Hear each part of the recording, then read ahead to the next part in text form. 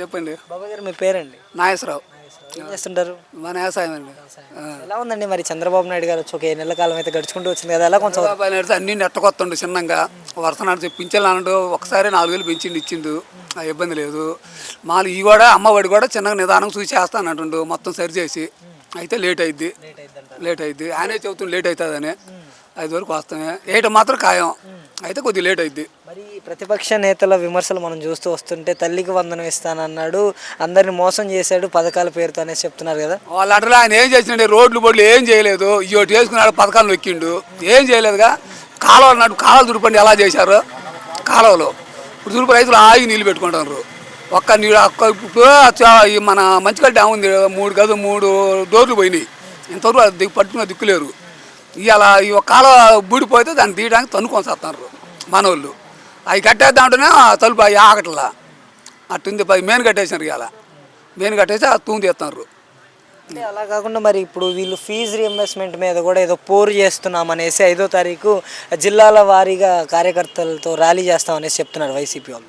చేస్తలేండి వాళ్ళు. ఏంటంటే ఏదోటి బురదలాలా, పార్టీ మీద బురదలాలా లేదు, దాంట్లోనే పండు లేదు పాపం ఇవ్వడానికి. అంతా అల్లకల్లోనే చేసిపోయిండు. అది చాలా టైం పట్టుద్ది. అంటే మరి విజనరీ ఉన్న నాయకుడు అని చెప్పుకున్నారు కదా, ఇంకా సంపద సృష్టించేది ఎప్పుడనేసి మాట్లాడుతున్నారు కదా. సృష్టిస్తారండి, ఇప్పుడే కాదు నీ కంపెనీలు వస్తున్నాయి, చూస్తూనే ఉంటారు, మీరు చూస్తూనే ఉన్నారుగా. కంపెనీ ఆయన దావచ్చు పోయి మా తండ్రి కొడుకు ఇద్దరు తంటాలు పడుతూనే ఉన్నారుగా, తీసుకొస్తూనే ఉన్నారుగా. టైం పట్టుద్ది. నీకు అమ్మటి ఎట్ట అయింది, ఈ 6 నెలలు ఎట్ట అయింది. నారా లోకేష్ గారు కూడా జాతీయ ప్రధాన కార్యదర్శికి ఆయన రాజీనామా అంటే దాన్ని ఆ పదవి నాకు అవసరం లేదు 3 సార్లు చేశాను అనేసి కూడా నిన్న లెటర్ రాయడం జరిగింది. దాని గురించి ఏంటంటారు? అంత మనకు తెలవలేండి. తెల్లగా తంటాలు పడతారు, ఇద్దరు తండ్రి కొడుకు తంటాలు పడుతున్నారు. మొత్తం పథకాలు ఇవ్వడం కూడా మొన్న ఇది సిలిండర్ కూడా ఇచ్చారు, గ్యాస్ సిలిండర్ కూడా ఇచ్చారు, పడుతూనే ఉండి. మరి ఇంకా పింఛన్ అన్నట్టు ఎమ్మటే పెంచేసిండు. మరి ఇంకేం 2 అయిపోయినాయి, చిన్నగా నిదానంగా చేసుకొస్తున్నారు. ఊకోటి వాళ్ళు కూడా. అంటే ఇప్పుడు రైతులకి జగన్మోహన్ రెడ్డి టైంలో 13,500 కాడికి వేశారు, మరి ఈయన వచ్చిన తర్వాత 20,000 కాడికి వేస్తా అన్నాడు. మరి అయ్యే పని అంటారా? వేస్తాడు, అయిపోద్దండి, నిదానం అయితే రేటు మాత్రం వేస్తాడు, లేకపోతే టైం పట్టుద్ది. ఈయన అన్ని గాలికి వదిలేసిండు. ఒక్క పథకాలు తప్పితే రెండోది ఏం వేయలేదుగా. ఒక రోడ్లు కానీ ఏది అసలు వ్యవస్థ అనేది ఏది బాగలా. అన్ని సచివాలయ తాకట్లు పెట్టిండు, మొత్తం తాకట్లు పెట్టిండు. ఏమండి ఇవాళ ఏదైనా తాకట్టు పెడతాను ఏం లేదు కాడ చంద్రబాబు కాడ లేదు. నిదానంగా దాన్ని కవరప్ చేసుకొస్తుంటాడు, అయితే టైం పట్టుద్ది.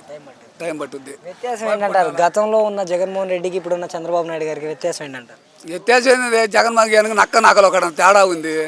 ఆయనకి ఎందుకు ఆయన చెప్పుకోవడం ఎందుకు, అసలు జగన్ కానీ చెప్పుకునే మనిషి కాదు.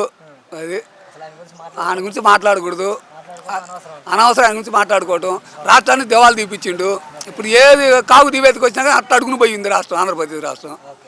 మరి అట్టుంది. థ్యాంక్